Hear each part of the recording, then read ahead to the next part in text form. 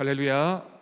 오늘도 우리가 말씀을 붙잡고 기도의 자리로 나아갈 때, 또 우리가 예배를 통해서 은혜를 사모할 때 하나님이 주시는 복이 넘쳐나기를 간절히 바랍니다. 여러분, 우리 교회에서도 이렇게 가정들끼리 사돈을 맺어서 한 교회 출석하는 것 참 보기가 좋은 것 같습니다. 자녀들에게 잘 권면하셔서 그런 기회가 많이 생겼으면 좋겠습니다. 어느 전도사님이 나이가 들어서 결혼을 했습니다. 신혼방에 들어가서 짐을 정리하다가 보니 아내의 가방에서 조그만 통 하나가 있는 겁니다. 궁금해서 아내에게 이 통이 뭐냐라고 물었습니다. 그러자 아내가 다른 것은 몰라도 절대로 열어보면 안 된다. 알았죠 라고 신신당부를 하는 겁니다. 전도사님이 궁금했지만 워낙 완강하게 이 아내가 말리는 통에 알았다라고 대답을 하고는 열어보지 않았습니다. 그리고 나서 그 사실을 잊어버린 채 20년이라는 시간이 지나게 됩니다. 20년간 목회하면서 어느 날 또 이사를 하게 되어서 집을 정리하다가 우연히 20여 년 전에 그 통을 발견하게 되었습니다. 목사님이 속으로 이제는 20년이나 지났는데 그래도 설마 괜찮겠지, 물론 아내의 얼굴이 두렵고 떨리는 모습으로 떠올랐지만 그래도 이제 지났으니까 괜찮겠지라는 마음으로 그 통을 열어봤습니다. 그런데 놀랍게도 그 통 안에 현금 200만 원과 계란 3개가 들어있는 게 아닙니까?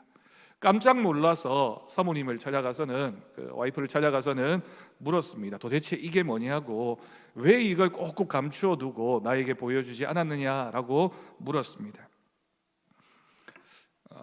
사모님이 이 목사님을 원망을 하는 눈초리로 쳐다보더니 하는 수 없다라고 생각을 하고는 이유를 설명해 주었습니다. 당신이 저와 결혼 후에 교회에서 설교를 할 때 제가 졸음이 오면 그때마다 계란 한 알씩을 모았습니다.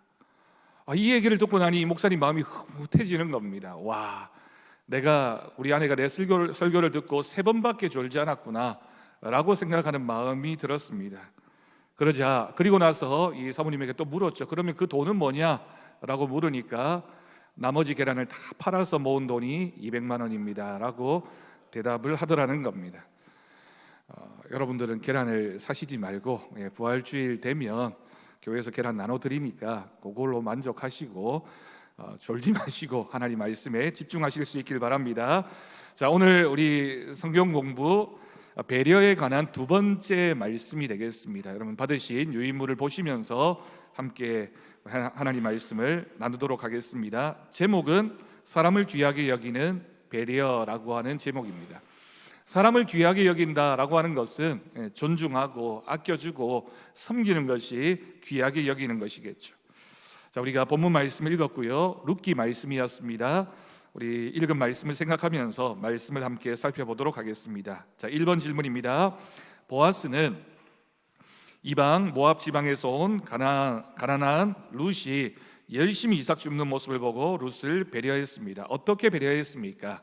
8절과 9절 말씀을 보면 보아스는 룻에게 자신의 밭에서 죽고 있는 모습을 보고는 이삭을 줍기 위해 다른 밭으로 가지 말고 여기서 소녀들과 함께 있으라고 배려합니다.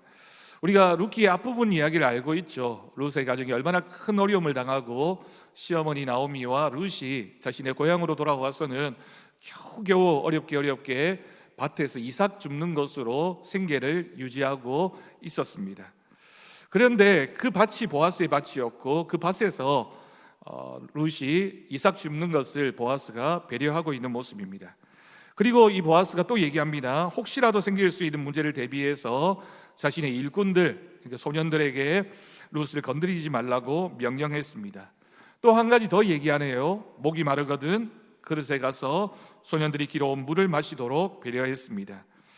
여러분, 이런 모습들이 충분히 아마 주인으로서 또 보아스가 룻을 배려할 수 있는 최선의 것을 다 배려한 모습이라고 생각할 수 있습니다. 어쩌면 조금 사소하게 또는 하찮게 생각할 수 있는 상황입니다.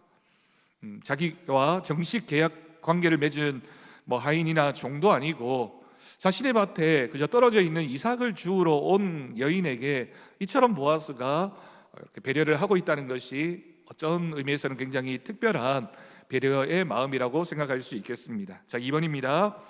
룻은 이런 보아스의 배려, 따스한 배려에 어떻게 감사했습니까? 여러분 10절을 보십시오.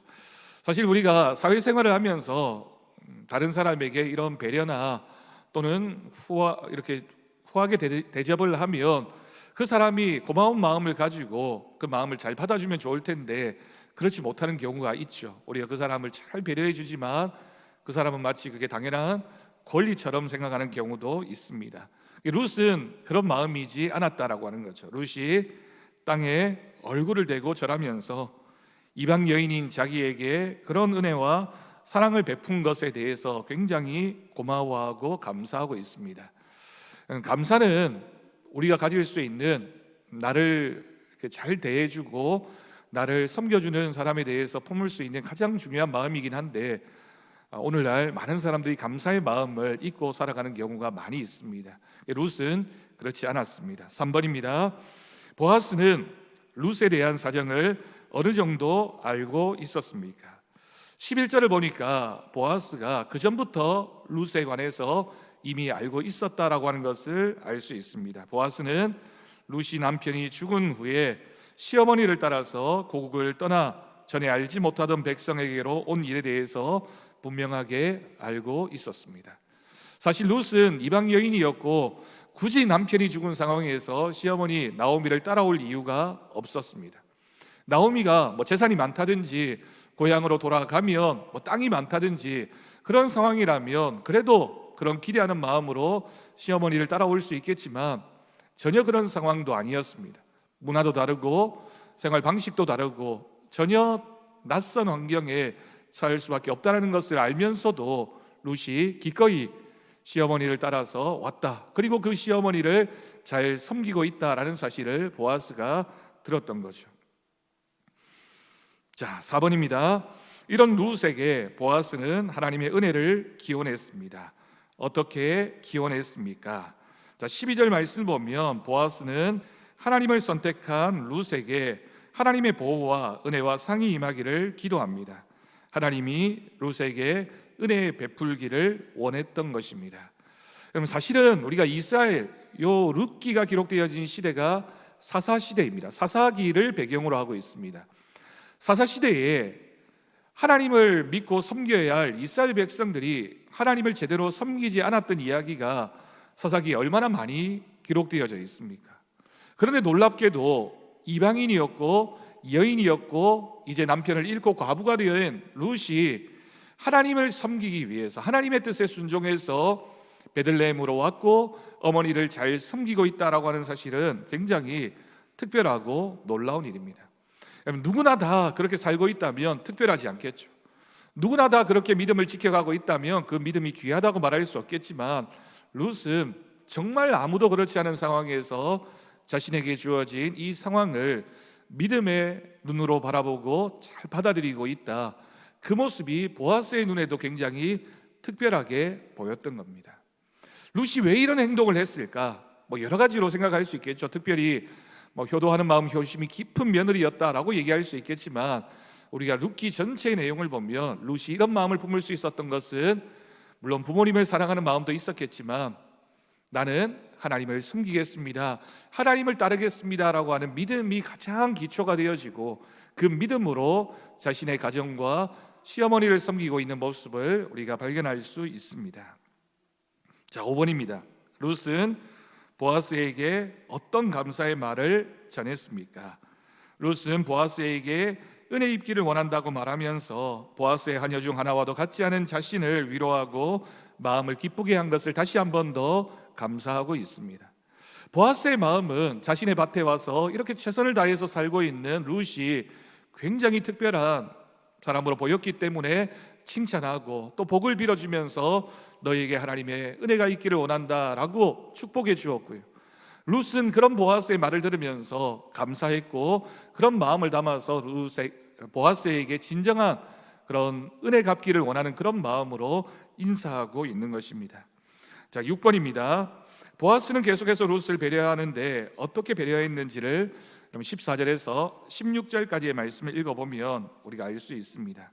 보아스가 룻을 식사 자리에 초대했습니다. 그리고 떡을 먹도록 권했습니다. 여러분, 오늘날에도 물론 우리가 누군가와, 가족이 아닌 누군가와 식사를 한다는 건 굉장히 특별한 초청이라고 할 수 있고 섬기는 마음이라고 할 수 있겠죠. 이 당시에 유대인들의 문화에서는 누군가와, 내가 알지 못하는 누군가와 이렇게 식사를 함께 한다는 것은 그 사람을 가족만큼 환대해 준다라는 의미가 있습니다. 그래서 손님 중에 가장 귀한 손님, 그런 손님을 자신과 함께 그 식사 자리에 초청을 하고 자신의 앞자리에 앉혀놓고 음식을 권하면서 잘 대접하는 것이 구약 성경에 기록되어진 환대라고 하는 정신입니다.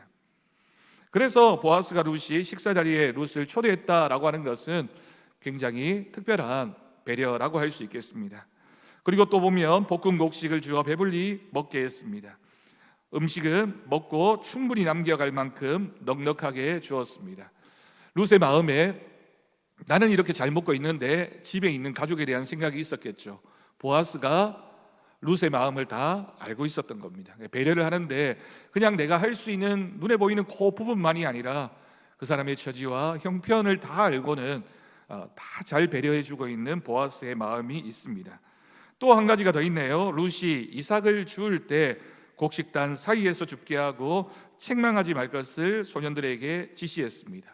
심지어는 한 걸음 더 나아가서 다발을 조금씩 뽑아버려서 룻이 줍게 하고 꾸짖지 말라고 합니다. 자신의 밭에 떨어져 있는 곡식을 줍게 하는 것도 배려이고 또 나눔이라고 할 수 있는데 보아스가 특별한 의도되어진 나눔, 의도되어진 배려를 이 룻에게 하고 있다라고 하는 거죠. 세부적인 것까지 정말 디테일하게 미리 생각해서 준비하고 있고 룻을 후대하고 있는 그 모습이 보아스가 하고 있는 말과 행동을 통하여 잘 나타나고 있다라고 하는 겁니다. 여러분, 7번입니다. 룻은 보아스의 배려 덕분에 어떻게 지냈습니까? 17절 이하의 말씀을 보면 룻은 배불리 먹었고요, 그 남은 것을 집으로 가져갔고 자신의 시어머니에게 주었습니다. 시어머니는 이렇게 돌본 자에게 복이 있을 것이라고 말하고 그 사람이 누구냐라고 며느리와 이렇게 대화를 한 다음에 보아스라고 하는 사람이 이런 행동을 했다라는 것을 듣게 되었고 그 보아스에 대해서 자세히 알려주었습니다. 그 알려준 내용 가운데 핵심적인 것이 그 사람이 우리의 가까운 친척이다, 그리고 기업을 물을 자 중에 하나라고 말합니다. 그러면서 다른 밭에 가지 말고 보아스에게 가라라고 며느리 룻에게 권하게 됩니다. 우리가 앞부분까지만 읽어보면 나오미가 그냥 자신에게 주어진 그 룻을, 자신의 며느리 룻을 잘 선대하고 있는 보아스에 대해서 굉장히 감사하고 있는 마음의 표현이다 라고 생각할 수 있지만 이 뒷부분을 읽어보면 이 나오미도 이 상황이 뭔가 특별한 상황이다, 그리고 어쩌면 이 모든 상황 가운데 하나님이 개입하고 계신다라고 하는 그런 시각으로 이 상황을 바라보고 있다라고 하는 것을 우리가 느낄 수 있습니다. 그랬기 때문에 자신의 며느리에게 보아스에 대해서 알려주기도 하고 다른 밭에는 가지 말고 이 보아스에게 가서 네가 계속해서 관계를 맺어야 된다라고 권했던 것입니다.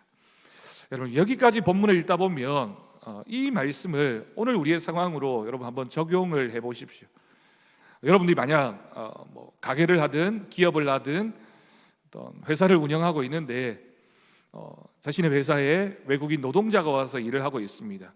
근데 그 사람이 정식으로 계약을 맺었거나 정식으로 일을 하러 온 사람이 아니라 요즘식으로 얘기하면 불법 체류자이거나 아니면 내가 굳이 그 사람에게 잘 해줄 필요가 없는 그런 사람인데 대해서 우리가 그 사람에게 그 사람의 상황과 형편을 잘 알고 선대해주고 후대해주고 더 나아가서 환대해주는 마음까지 보여주고 있다면 오늘 말씀에 기록되어진 그것이 바로 보아스의 마음이고 그것이 바로 그리스도인의 마음이다 라고 오늘 말씀은 우리에게 적용을 알려주고 있습니다. 자, 스텝 2로 넘어가겠습니다. 말씀의 깨달음 1번입니다. 룻은 보아스의 배려로 이방 나라에서 힘든 시간을 잘 보내게 됩니다. 보아스가 룻을 어떻게 배려했는지 그 특징을 정리해 보십시오. 4가지로 밑에 나와 있네요. 일터를 보면 안심하고 일할 수 있는 확실한 일터를 배려합니다. 어떻게 보면 오늘날로 얘기하면 그냥 아무런 권리도 없던 사람인데 임시직, 아니 뭐 거의 정규직에 준할 정도로 대접해주고 서비스를 이렇게 하면서 내 일터에서 일할 수 있도록 적극적으로 배려했던 겁니다. 수학도 마찬가지입니다. 많은 곡식을 거두어 갈 수 있도록 곡식단 사이에서 주울 수 있게 했을 뿐만이 아니라 심지어는 의도적으로 그 곡식을 다 이렇게 일부러 떨어뜨려서 가져갈 수 있도록 배려하는 모습을 우리가 볼 수 있습니다. 안전도 마찬가지죠. 자기 일터에서 일하고 있는 소년들이 혹시라도 이 룻에게 어떤 위해를 가할까 봐 발생할 수 있는 위험을 미리 방지하고 있는 배려의 모습을 우리가 읽을 수 있습니다. 물과 식사도 마찬가지입니다. 목이 마를 때 자유롭게 물을 마실 수 있도록 배려했고, 자신의 식사 자리에 와서 함께 먹을 수 있도록 배려하고 있는 보아스의 모습이야말로 우리가 이웃을 대할 때 어떤 마음 자세와 어떤 행동으로 대해야 하는지를 귀하게 보여주고 있는 모습입니다. 이 장면을 보면서 이제 우리가 지난주 금요일까지 지지난주네요. 금요일까지 우리 붕어빵 전도할 때 이 지역에 정말 많은 분들이 저희 교회 온심표 앞에 와서 붕어빵을 이렇게 받아 가셨습니다. 그 모습을 보면서 우리가 정말 작은 붕어빵 하나이지만 우리 권사님들, 집사님들, 우리 장로님 또 나오셔서 봉사해서 지역에 우리가 함께 나눌 수 있다는 것, 거기에 복음을 담고 예수님의 사랑을 담아서 나눌 수 있다라고 하는 것이 작은 것이지만 우리가 이 보아스처럼 우리가 이 지역에서 이 교회가 있어야 할 이유고, 우리가 이 지역 가운데 이 마을에 우리 교회가 사랑을 베푸는 것이야말로 하나님이 정말 기뻐하시는 일이구나라는 생각을 참여한 모든 분들이 함께 했습니다. 우리가 또 기회를 얻어서 또 다른 모습으로 이 지역과 우리가 마을을 섬겼으면 좋겠습니다. 자, 2번입니다. 보아스가 룻에게 베푼 배려는 단순히 돕는 것만이 아니었다라고 하는 거예요. 보아스의 마음속에는 어떤 마음이 있었느냐? 율법에 나타난 말씀을 실천하는 것과도 관계가 있습니다. 보아스의 배려는 사람을 돕는 것이지만 동시에 어떤 것이었다고요? 하나님 말씀에 순종하는 것이기도 합니다. 말씀에 순종하는 것, 말씀 실천과 이웃 사랑은 어떤 관계가 있는지를 말해 보십시오. 자, 여러분, 레위기 19장 9절 10절 말씀 화면에 보여드릴 텐데 우리 다 같이 함께 한 목소리로 읽겠습니다. 너희가 너희의 땅에서 곡식을 거둘 때에 너는 밤 모퉁이까지 다 거두지 말고 내 떨어진 이삭도 줍지 말며 내 포도원의 열매를 다 따지 말며 내 포도원에 떨어진 열매도 줍지 말고 가난한 사람과 거류민을 위하여 버려두라. 나는 너희의 하나님 여호와이니라. 아멘. 여러분, 이 말씀을 읽다 보면 이 말씀에 기록되어진 내용들이 정말 지금 이 룻기에서 일어나고 있는 일들과 굉장히 유사하다라고 하는 것을 우리가 발견할 수 있습니다. 또 한 가지 말씀 더 읽겠습니다. 신명기 24장 19절에서 22절까지 말씀은 더 직접적입니다. 우리 다 같이 읽겠습니다. 네가 밭에서 곡식을 벨 때에 그 한 뭇을 밭에 잊어버렸거든 다시 가서 가져오지 말고 나그네와 고아와 과부를 위하여 남겨두라. 그리하면 내 하나님 여호와께서 내 손으로 하는 모든 일에 복을 내리시리라.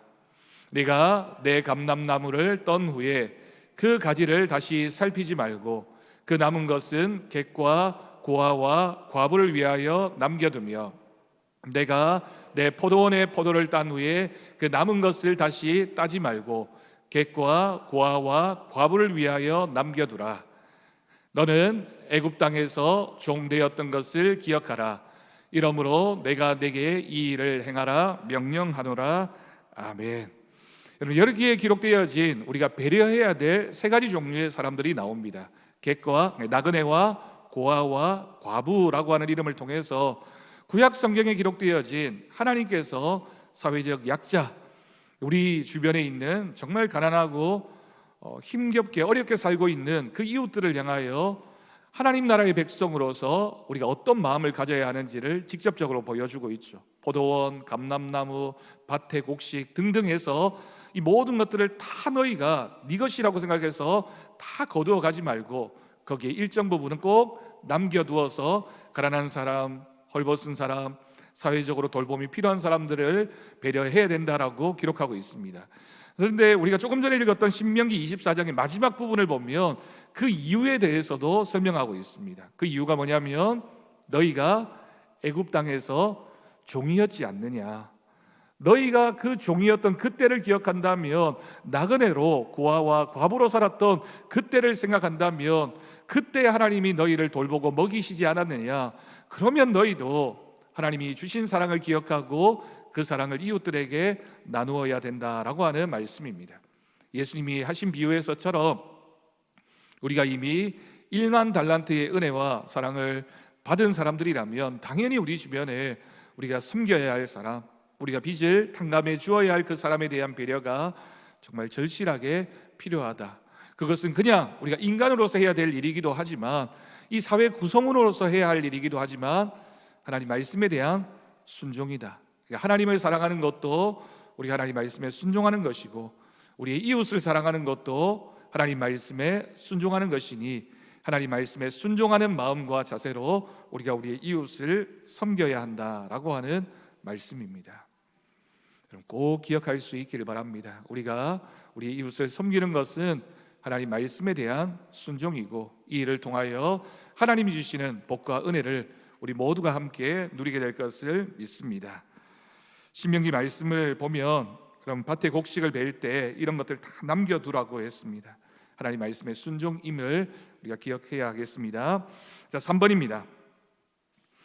보아스의 세심한 배려는 평소의 성품에서 나온 것입니다. 보아스는 어떤 인물인지 말해보세요. 어떻게 배려심 많은 보아스는 후에 그리스도와 어떻게 연결됩니까? 라고 질문했습니다. 룻기 4장 21절 22절을 보면 그 내용들이 기록되어져 있습니다.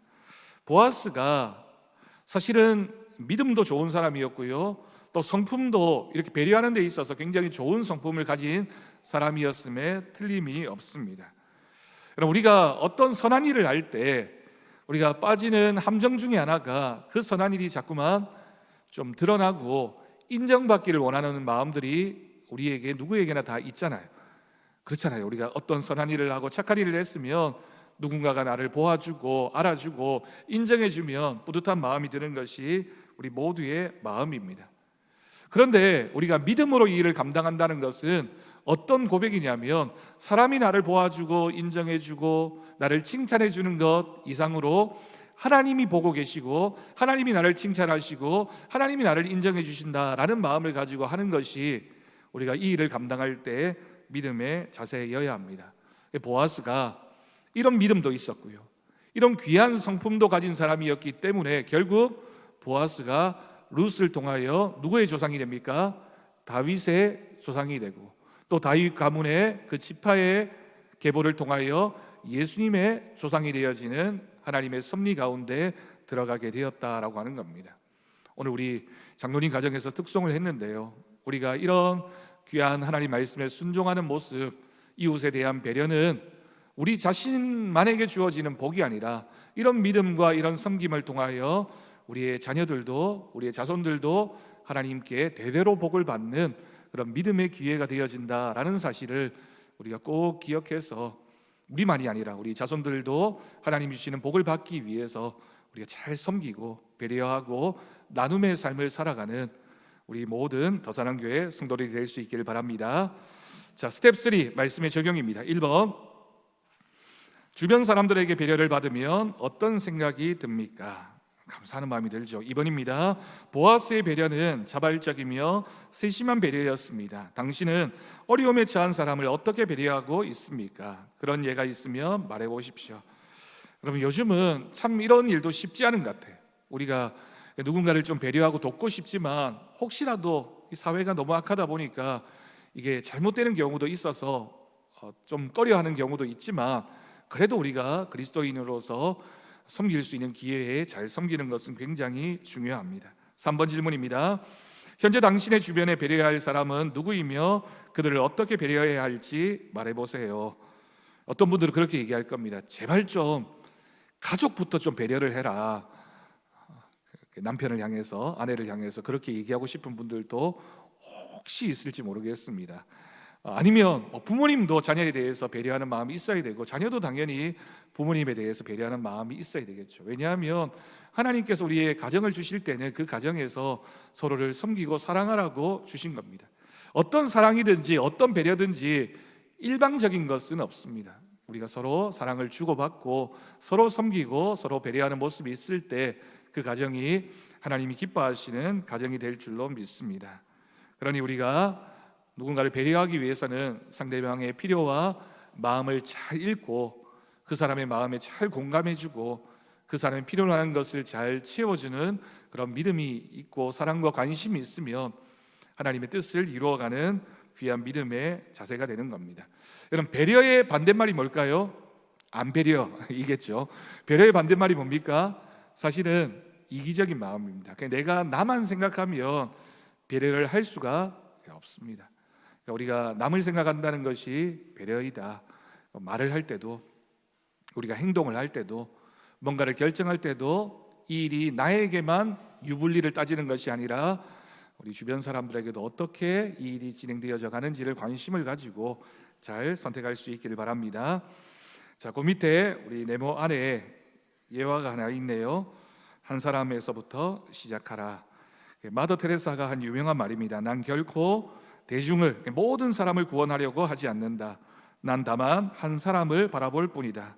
난 한 번에 단지 한 사람만을 껴안을 수 있다. 단지 한 사람 한 사람씩만이라고 이렇게 유명한 말을 남겼습니다. 그러니까 우리가 배려해야지라고 생각할 때 정말 많은 사람들을 우리가 품을 수 있는 게 아니라 한 사람부터, 내 앞에 있는 그 한 사람부터 우리가 사랑으로 섬기고 배려하기 시작하면 우리가 큰 마음을 품고 많은 사람을 섬길 수 있는 믿음의 사람이 될 수 있으리라고 믿습니다. 자, 밑에 성실 성품 연습하기, 배려의 4가지 실천 포인트가 있네요. 우리 읽겠습니다. 1번 같이 읽겠습니다. 상대방을 자기 자신이라고 생각하자. 2번, 상대방이 원하는 것을 주자. 3번, 받기 전에 먼저 주자. 4번, 날마다 노력하고 연습하자. 이번에 여러분 다시 읽으실 때는 이 말을 들을 사람이 내 남편이다, 내 아내다 라고 생각을 하고 우리 다시 한번 그 사람의 얼굴을 떠올리면서, 아니면 그 가족 중에 누군가를 떠올리면서 다시 한번 읽어보겠습니다. 1번 같이 읽겠습니다. 상대방을 자기 자신이라고 생각하자. 2번입니다. 상대방이 원하는 것을 주자. 3번입니다. 받기 전에 먼저 주자. 4번입니다. 날마다 노력하고 연습하자. 그런 가정이 된다면, 그런 부부관계, 그런 부모와 자식 간의 관계, 그런 섬김의 모습이 있다면 우리는 정말 행복한 가정을 만들어갈 수 있으리라고 믿습니다. 교회도 마찬가지입니다. 우리가 교회 안에서 그런 마음으로 함께 할 수 있기를 바랍니다. 제가 시찰에 갔다가 마음에 굉장히 이렇게 남는 얘기를 하나 들었습니다. 어느 목사님이 어느 교회 부임을 하면서 그런 기도를 하셨대요. 우리 교회 성도들이 다 한 마음이 되게 해주십시오. 한 마음이 되어서 우리 교회를 섬기게 해주십시오라고 기도를 했답니다. 세월이 흘러서 성도들이 정말 한 마음이 되었답니다. 목사님만 빼고 한 마음이 되었다. 이런 얘기를 듣고 제가 마음이 되게 무겁고 아팠습니다. 우리 교회는 여러분들끼리만 한 마음이 되지 마시고 저하고도 다 한 마음이 되어서 서로가 서로를 위해서 기도하고 격려하고 또 사랑하면서 아름답고 행복한 우리 교회를 만들어 갈 수 있기를 바랍니다. 우리 찬송가 303장